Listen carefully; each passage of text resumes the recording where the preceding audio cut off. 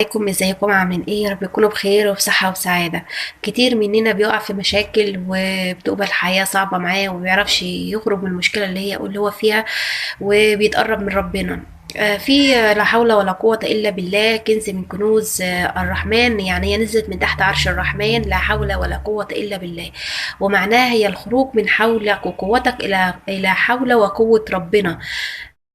حصلت أيام الرسول عليه أفضل الصلاة وأتم التسليم. الرسول عليه أفضل الصلاة والسلام كان راح الغزوة وكان معاه مالك بن عوف، ورجع ومالك بن عوف مرجعش معاه، فوالده ووالدته، والد مالك بن عوف ووالدته اللي هو عوف بن مالك، استنوا لغاية اما جاء الليل وابنهم لسه مرجعش. اللي هي أمه قالت لعوف بن مالك اللي هو أبوه، روح لرسول الله وقول له إن ابننا مالك ما كان معاك في الغزوة ومرجعش لغاية دلوقتي. وبالفعل راح له. راح عوف بن مالك للرسول وقال له ابن مالك كان معاك في الغزوة وما رجعش لغاية دلوقتي، ابننا الوحيد، ويعني عايزين نرجعه. فالرسول عليه الصلاة والسلام أشار عليه قال له الزم لا حول ولا قوة إلا بالله. خدها ورد ليك انت وزوجتك. لما روح زوجته قالت له انت الرسول عليه الصلاه والسلام قال لك ايه؟ قال راح قايل لها، قال لي الزموا لا حول ولا قوه الا بالله فانها كنز من تحت عرش الرحمن. فمرات عوف ابن مالك او زوجته قالت له خلاص هنلتزم بيها، نقولها من دخول الليل لغايه الفجر. فبالفعل تنهم يكرروها وخدوها ورد.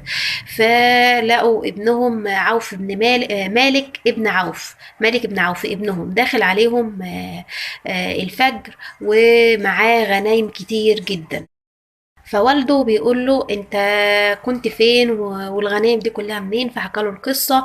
قال له ان الاعداء اسروني وكبلوني، وكبلوني بالحديد وما كنتش عارف اتحرك خالص، وكان الحديد ماسك على ايدي ومش عارف اتحرك منهم لحد ما جه او لغايه ما جه الليل، وبدا الحديد اللي هم مكبليني بيه ينفك عن ايدي شويه بشويه لغايه اما بدات اخرج ايدي منه بمنتهى السهوله زي الاساور كده، بمنتهى السهوله.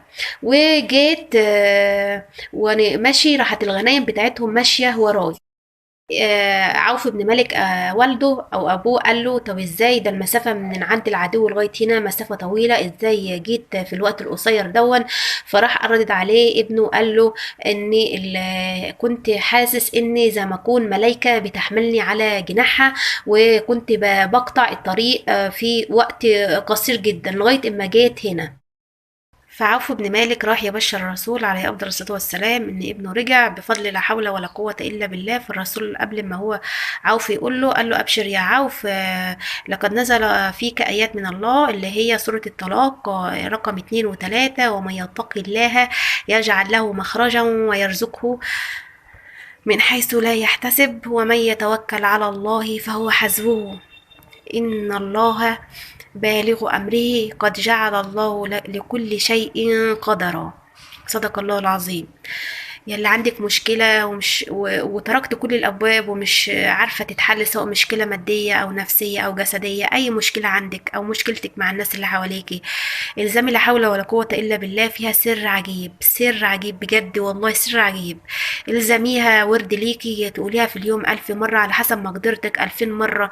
يعني تخيلي معناها كده انت بتخرجي من حولك وقوتك وتركت كل الأبواب اللي انت تركتيها. تتركي بقى اخر حاجه بقى، المفروض انت اصلا من البدايه تتركي باب ربنا، ما تتركيش باب بشر. تقولي لربنا انا بترك بابك وخرجت خلاص من حولي وقوتك وقوتي، عملت كل اللي انا اقدر اعمله وخلاص لجأت ليك يا رب. فربنا هيحلها لك من اوسع ابوابه. مش هقول لك جربيها، اعمليها وانت متيقنة 1000%.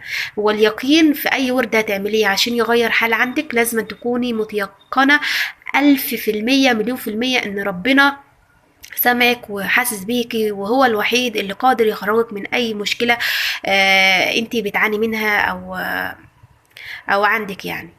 اتمنى يكون الفيديو عجبكم، والسلام عليكم ورحمة الله وبركاته.